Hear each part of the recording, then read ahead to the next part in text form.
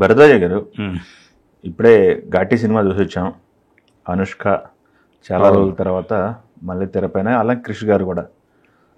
ఏం పరిస్థితి, ఎలా అనిపించింది ఘాటి సినిమా? అంటే క్రిష్ గారి సినిమాలు క్రిష్ తరహా మ్యాజిక్ అని అంటారు మామూలుగా. క్రిష్ తరహా మ్యాజిక్ అంటే ఏమీ లేదు, ఒక ఫిలసాఫికల్ లైన్ ఒకటి తీసుకుంటాడు ఆయన. అది గమ్యంలో కనిపిస్తుంది, వేదంలో కూడా నడుస్తుంది.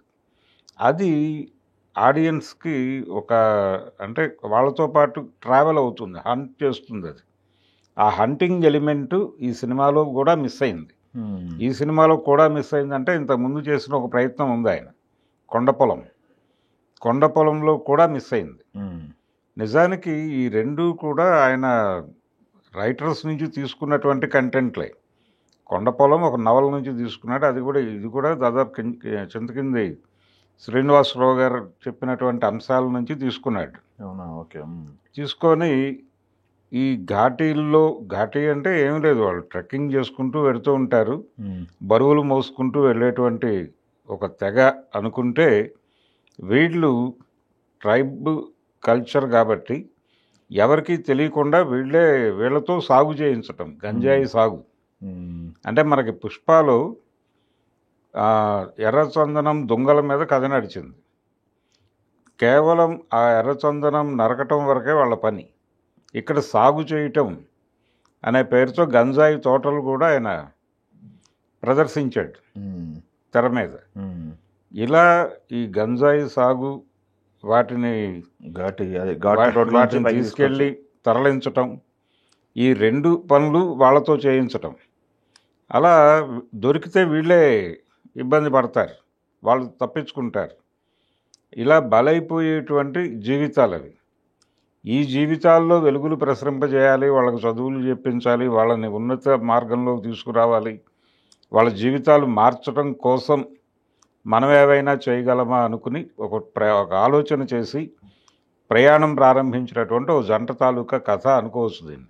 అదే వాళ్ళు ఘాటీలు కాకపోతే వాళ్ళ పరిస్థితిని బట్టి మన జీవితాలు కూడా మార్చుకోవటానికి మనం ఏం చేయాలి, మెయిన్ స్ట్రీమ్లోకి రావటానికి. మనం ఇలా ఈ ప్రాంతాల్లో ఉండిపోవడం వలన కదా మన జీవితాలను వీళ్ళు ఇలా తొక్కేస్తున్నారు అనే ఫీలింగ్తో దాని నుంచి బయటపడటానికి ఏం చేయాలి అనే ప్రయత్నం చేస్తూ, అందులో ఇంటర్వెల్కి ఒకరు, తర్వాత దీని నుంచి ఒక రివెంజ్ డ్రామా సెకండ్ హాఫ్.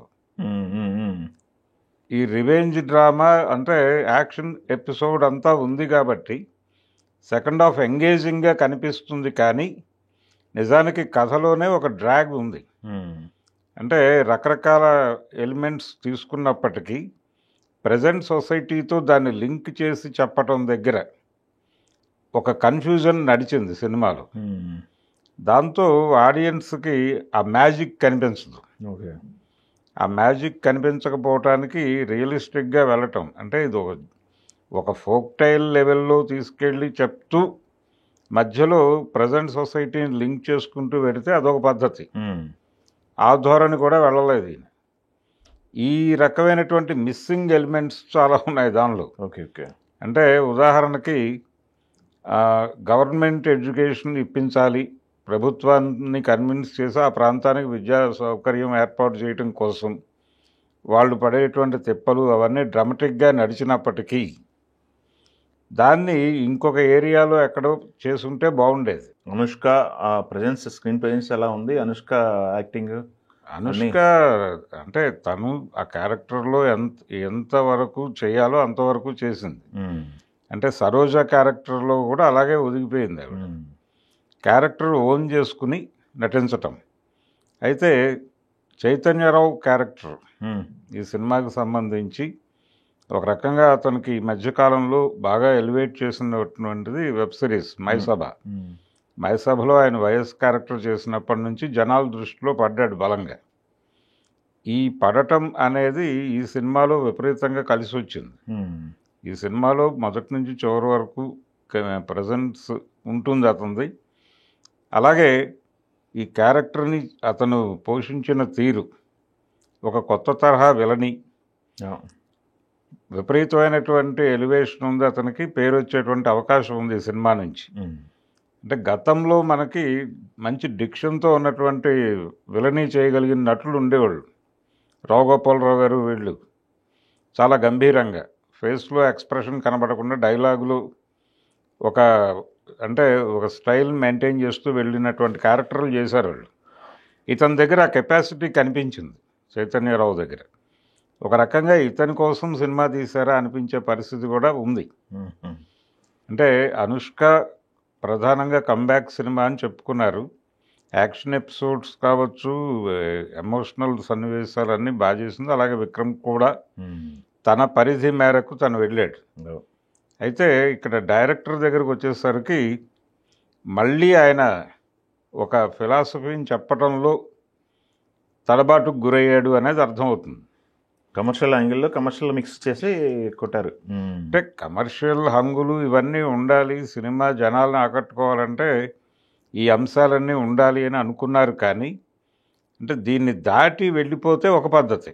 ఇప్పుడు పుష్పలో ఆయన అవేవి పట్టించుకోకుండా తన ధోరణిలో తాను వెళ్ళిపోయాడు. ఇక్కడ సామాజిక అంశం మిక్స్ చేయాల్సి వచ్చినప్పుడు ఖచ్చితంగా ఒక ఫిలసాఫికల్ యాంగిల్ తీసుకోవాలి. అది తీసుకోవడంలో తడబాటుకు గురవటం వలన జనాలకి ఇదేదో పూర్తి సంతృప్తికరమైనటువంటి సినిమాగా అనిపించలేదు. ఏ సన్నివేశానికి ఆ సన్నివేశం బాగా డిజైన్ చేసుకున్నారు, అంతవరకే.